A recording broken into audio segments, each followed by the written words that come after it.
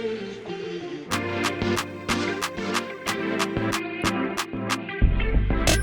again.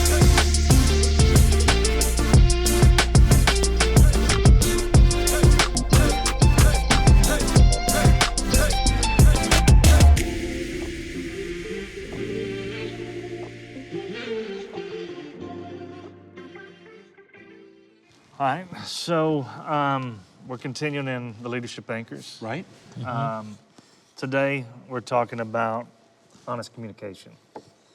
That we live out transparency through direct and thorough communication. That can be hard today, just because of the nature of what society has become. The culture, right? But you know, we live out our transparency in our lives by seeking to communicate consistently and constantly. That's what a relationship ultimately is. If you don't communicate with somebody, you don't have a relationship, do you? No. Never. Not a good one. No, not at all. So kind of what we're saying here is we just went over to love others, which requires listening, which requires communication. Mm-hmm. But honest communication can be hard because it might, It's vulnerable. it's vulnerable, it might create some feelings, it might be, you know, a little rough. Misunderstood.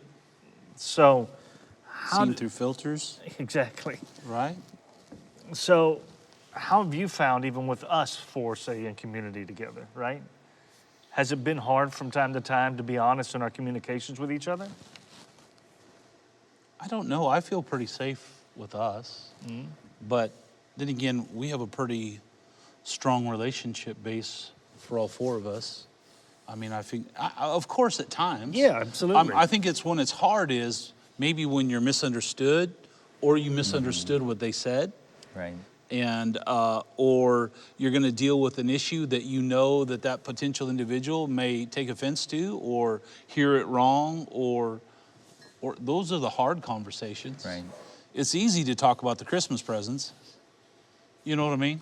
I mean, Right. it's the hard thing in leadership, you know. Well, how can you communicate today? Well, so we can communicate either through face-to-face, Right? through text, through phone calls, through Social email, media. through social media. There's all kinds of different ways of communication. Why did we put on here in this particular leadership anchor that sometimes we sacrifice our own comfort through humility to open up face-to-face conversations and actively seek to resolve any kind of discord or offenses that we might have? Because ultimately, this is what Jesus told us in Matthew 18, right? Right. He says, if you have an issue with your brother or your sister, go to them face-to-face, right? First. What's the advantage of going face to face? For me, I think it's that you can find most issues are just simple miscommunications. Right? So if you're there face-to-face, you can actually speak to where you're at, and a lot of times you can resolve it pretty quickly. You can also see body language. Correct. True. Face to face. True. And from the tough side, face to face also keeps my flesh in check. It does. It's harder for me to come to you with an attitude Right. face to face Yeah. than it is if I texting you. Exactly. Right. Yeah. I'm gonna tell them this, Right. Right. Right. or that, or whatever it Or even whatever on it is. social media, right?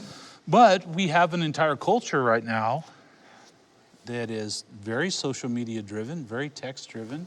Even in my day, a phone call would be very much seen as not the positive way to do it. It should be face to face. And then phone calls now, texting is like a conversation to everyday people here now. So, I mean, we got to, like you were saying, being flexible in that surrendered life with Jesus and honest communication. But this is where we get really challenged with the surrendering our life to Christ. But, you know, Yeah. you bring up a good point. So there's different personalities, aren't there? Sure. Right? Some people are really good at addressing things. Even confrontation. Confrontation they're good at. But most everybody's not good at doing that, are they? No, about 65% of the personality population does not like confrontation. Exactly. And They'll avoid it at all costs. Exactly. So we've also got to be, for example, for you, Pastor Ephraim, confrontation for you, what does it do for you when you have to confront something? What does it do to you? What is the meaning of confront? Like to talk with somebody when things are not good with each other, that you've come in conflict with.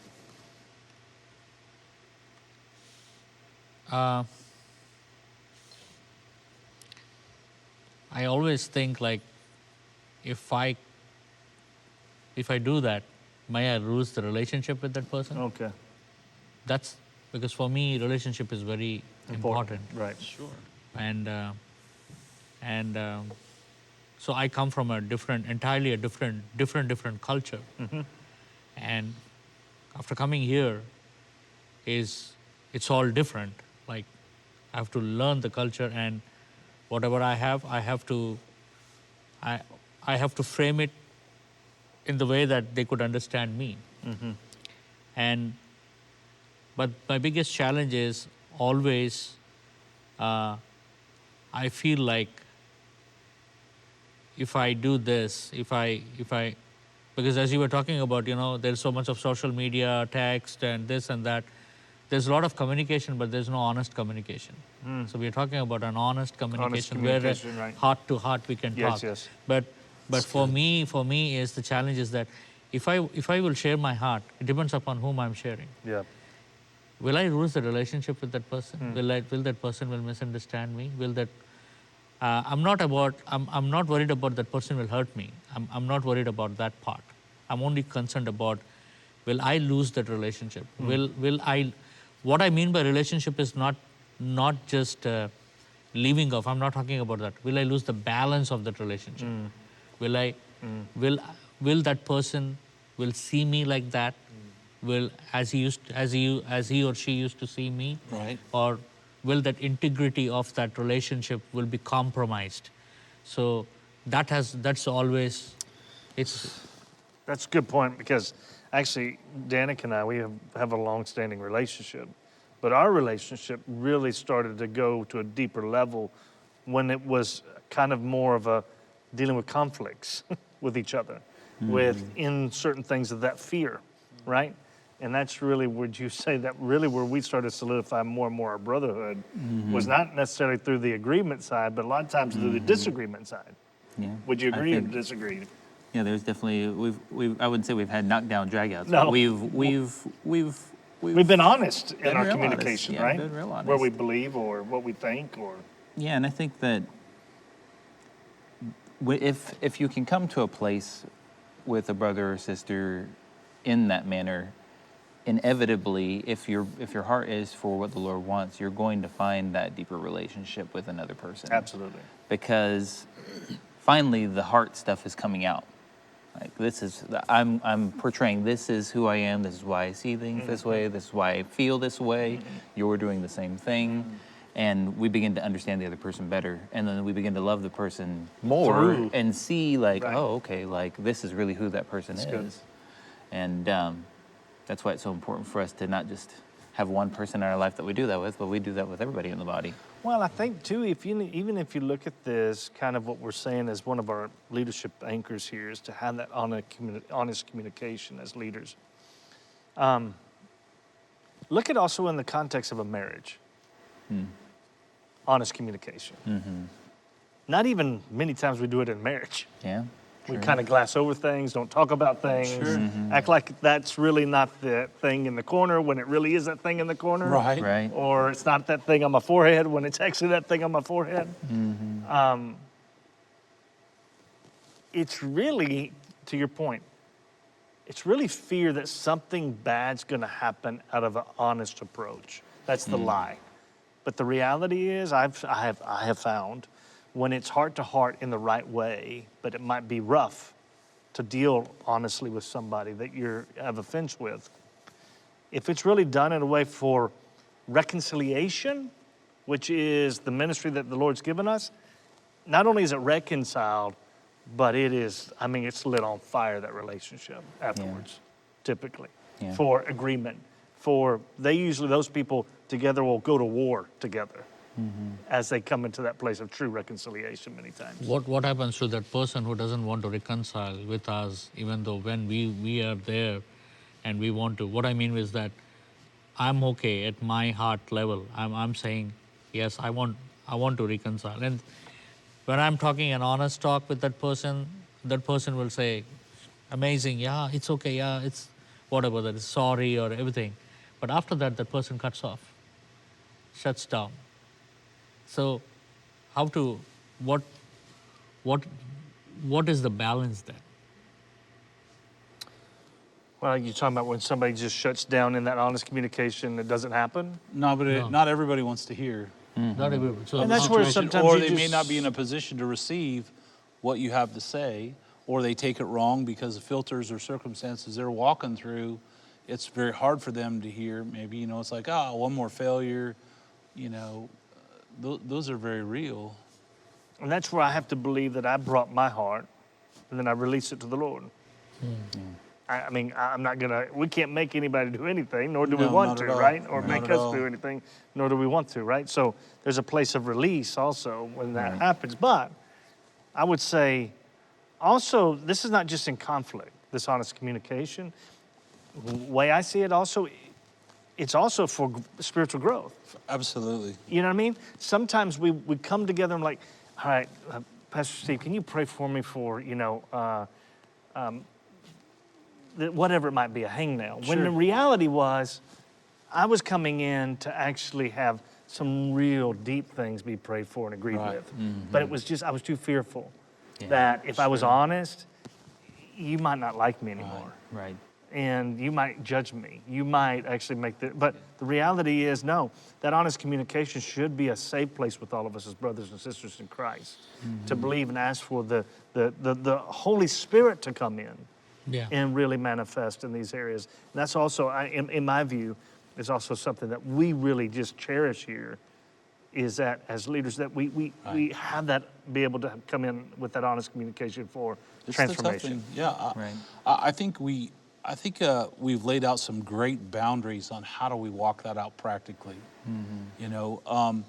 The way that looks like is when we begin to address issues or concerns, or you want to share your heart.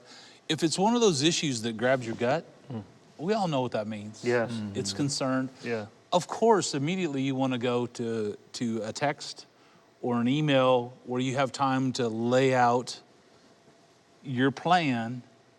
And we feel like the practical way to walk out Matthew is, if it's a gut issue, then at bare minimum, it should be on the phone. But the best practice would be face-to-face. Now, we understand everybody's lives are swamped and busy, and not everybody's No. in the city, in the country. Sometimes people are traveling, all that. But a phone call where you can not hear the body language, but you can hear tone, you can hear that, and you have relationship, and you can talk to each other. I think a great example of that is if somebody goes up missing in your family, you don't want the cops just to text you and say, we're looking. Right. You're going to want them to come and have care. Or if somebody died, you Right. don't want them to call and say, well, maybe we'll find the killer. You want them to come and listen and ask questions and hear. And so Right. there is that time. Yes, there's time sometimes for text. There's time sometimes for, Right. but many times what we're talking about, when we get to this point, there's time for that face-to-face. It's needed. And sometimes maybe the need for the face-to-face and it taking a little time before you can have the face-to-face is important, because it gives you the opportunity to figure out how to speak it appropriately, Correct. or to also wrestle with the Lord in your own heart. Maybe there's something wrong that That's you right. got to get corrected from yourself first before you even take it to the other person. Happened to me, yeah. So I think it is harder to do it that way, but I think that is the way that the Lord does want us to do it, because in the challenge, He's wanting to do something in us, not just at the person that This is is a mature challenging way. us. Right. Yeah, Correct. that's before you approach anyone with an honest communication, you have to Right. honestly communicate with God Yes. first. Right. There you That's go. true. That's good. That's So good. I advise people that first you write what you want. You wanted to meet someone, you write it down. Like everything what you want, you write it down, and then you take it to the Lord and close it, and never open that those notes for another 24 hours. And when you come back and open it and read, and most of it is their flesh. Right, that's most good. of it is That's their good. insecurity. That's And, good. and they were like, if they have written 15 points, almost like 10 to 12 points, they will just, it's why I wrote this, like, Right, right. and they have this, like, the two important points. Right. And I think then take those points and sit with that person and talk. That's So- good.